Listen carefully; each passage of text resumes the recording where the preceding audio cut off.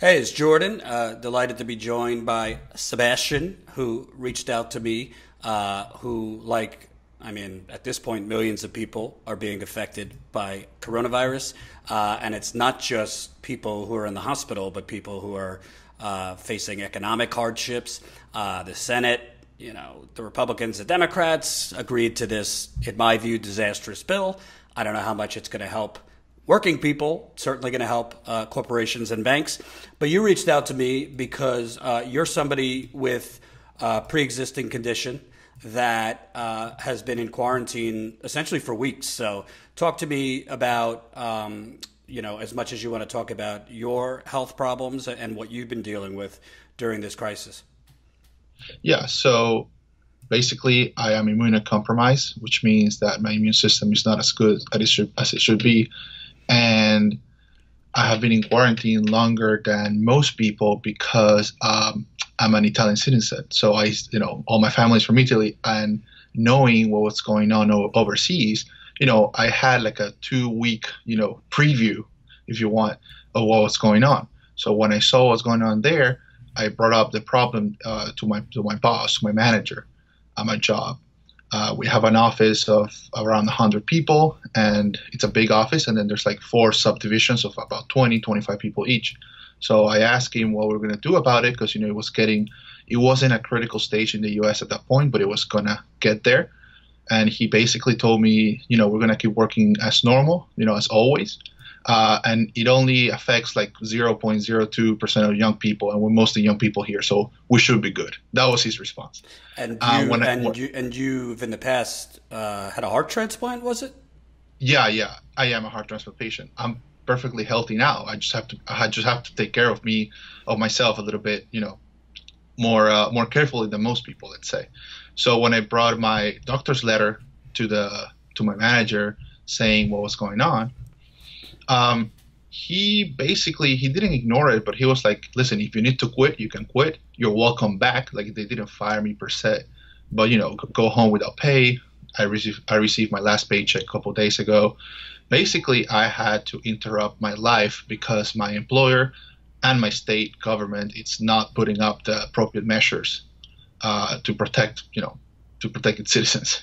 And is your job, by the way, you're in Florida, where the governor there has moved incredibly slowly to basically put it on a lockdown. I mean, we saw, I think it was as recently as over the weekend, people at the beach in Florida, while the CDC and health experts are saying stay home, socially distance. So is your job, if you're okay with me saying your job? You were in tax appraising and things like that. So obviously busy season.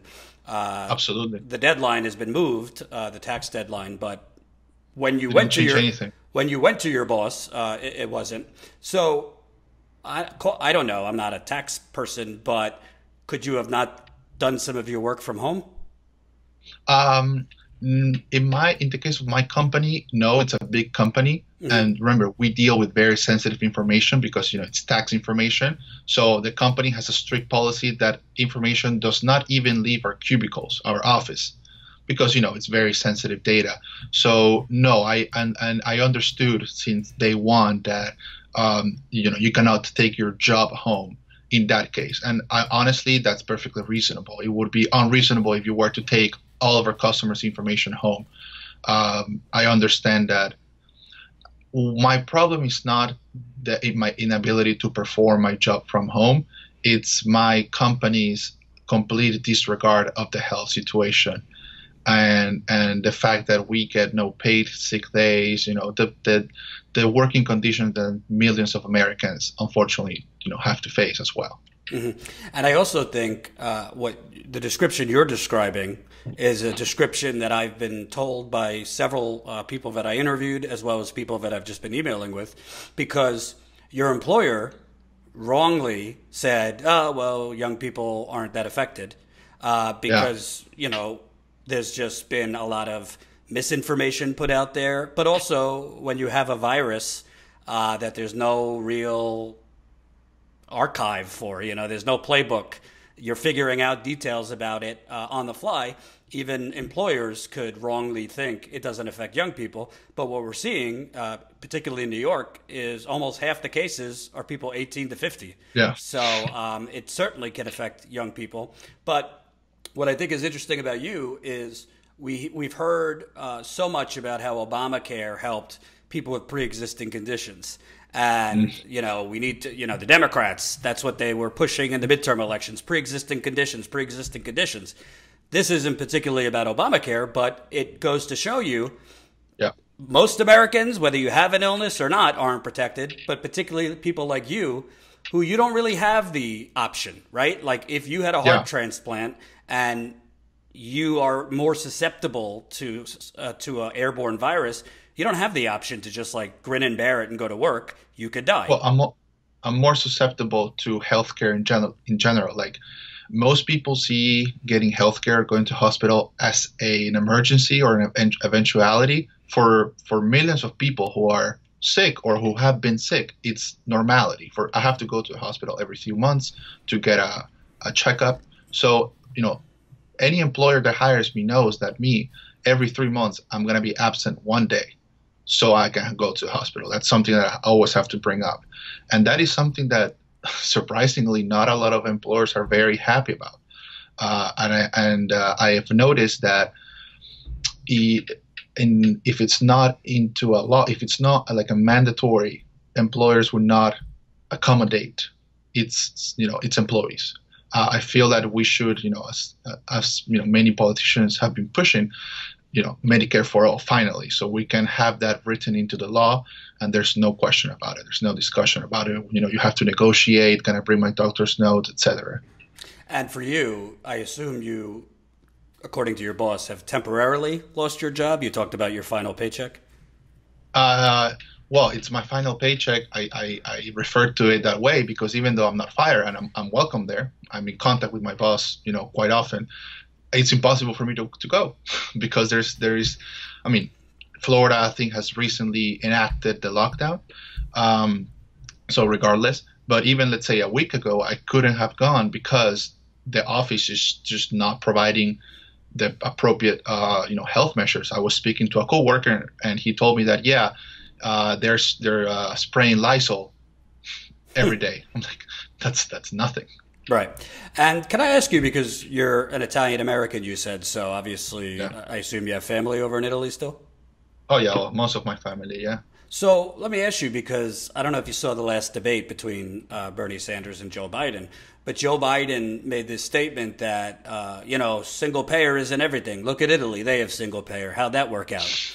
And to me, that didn't make sense because Italy's situation is so bad, not because they have universal health care, but because they waited too long, like we're waiting too long, to lock down the country. So, as somebody from Italy, are they having such fatalities because they have government health care? Okay, I'm not an expert, but I'm going to give my 2 cents. First of all, I want to answer to Joe Biden by saying that in 2008, I spent 4 months in the hospital, got a heart transplant, and my parents paid $0 or euros for that matter. It's all taken care of through your taxes. So in America, we've probably been in debt for all of our lives until my children are born. So it works. It works. Of course it works. And to your question, I think in Italy, it's a combination of 2 factors. We have a very old population. I think the average age is like 44, 45 for the whole population, which is, really old. And, we have a lot of old people, and this disease unfortunately affects old people. And the second thing is that even though we do have universal health care, we have been on austerity mode since 2008 because of the crisis and the whole European Union packages. So a lot of people are saying that, for instance, some countries are able to do testing to everyone. In Italy, unfortunately not, because there are not the resources to do it. So only people who show symptoms are being tested, which is a direct result of not having the resources because of austerity and cuts to public health throughout these past 10 years of neoliberal European Union policies. And I think, also the fact that a lot of people didn't take it seriously.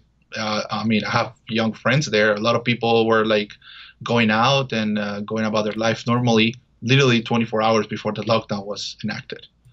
So it's a combination of those three factors, I would say. And bringing it home here, you look in your state, your governor allowed the primaries to go on, which had a lot of older people in Florida going to the polls. And we had local elections too. Yes, local elections too. I mean, I don't know how to look at the data and see what the spike was from there, but Florida's cases are going up. So that seemed pretty reckless to me. And it also seems reckless that in a state like Florida, which is one of the bigger states, you would still allow people to congregate at beaches, this kind of thing. Do you think it's because he's a Republican and doesn't know any better, or something else? Well, definitely Republicans, when it comes to these large public health matters, are deficient, to say the least. But I mean, even the very progressive and liberal city of Miami and Fort Lauderdale allowed cruise ships to land about 2 weeks ago, 3 weeks ago. Remember that big cruise ship that had a lot of sick people on it that landed in Fort Lauderdale, I think a couple of weeks ago? Yeah, that's what my office is close to Fort Lauderdale. That's when I decided to stop going to the office because of the potential risk. And people have been just acting normally, and I think it's really the fault of the economic, let's say, status quo, that if Florida stops relying on tourism and consumption, there's nothing else here because there's no industry like in the Midwest or other countries.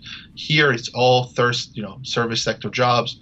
If there's no consumption, there's no jobs, there's no revenue, the state goes broke. And honestly, there used to be industry in the Midwest, and then it was sold to other countries. So, well, there you go. Yeah. And last question: what does somebody like you do? I mean, how do you? Because there's no, the end date is not known. Everybody's got a different estimate. Yeah, the New York mayor is saying this could extend into May. Some in the CDC have said this could extend into the summer. You're not in a position where you could really risk it and just go back outside in a week to 2 weeks. So do you do odd jobs, freelance work from home? So I'm a student. I'm an undergraduate in college, and I happen to live with my parents. And also remember, tax season is only 4 months, so they're relatively big paychecks for only 4 months. So I have enough money to hopefully get this through. I live with my parents. We are not in a desperate position so far. So luckily, I should be able to pull through. But for instance, any plans of enrolling in college in the next few months are canceled because there's classes are canceled. Like, our lives have been put to a stop. And as you said, in my case, I cannot really risk it. So far, what I can wait for is a vaccine or a treatment, because even if I go out, I'm still at risk of getting it. Even if we go, even if we pass the pandemic phase. So basically, all I have to do is wait for some kind of treatment or cure to get developed, and then hopefully we can resume normal life. And how long have you been in quarantine? Since March 11th. So cabin 0 to 10 cabin fever. About 8. Yeah, yeah. Hopefully you have a backyard and could get some fresh air. I do, and the weather helps a lot, yes. So we can go out, breathe some air. Yeah, that's good to know. Good to know. Well, I appreciate you reaching out, Sebastian. Keep in touch so we know how your story ends as far as this, and we'll be in touch. All right, thank you. Have a good luck and have a good day. You too. Hope you enjoyed that last video. Hop on over to statuscoup.com where you can sign up for our email list and become a member for as low as $5 to $10 a month. Membership is how we grow. That's statuscoup.com/join. And remember, join our email list so we can grow the revolution with you.